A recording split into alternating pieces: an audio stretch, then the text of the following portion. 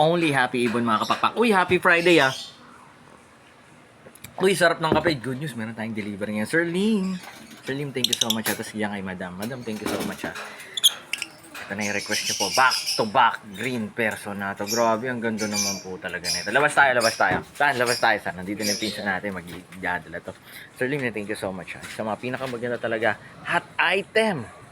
Itong mga green personata. Again, syempre, first time nyo kami napanood dito sa Facebook, YouTube, or TikTok man. This is your Guera. Only sa That's Ibon ng Kwentuang Ibon at kung ano. Napasalamat sa pinsan natin.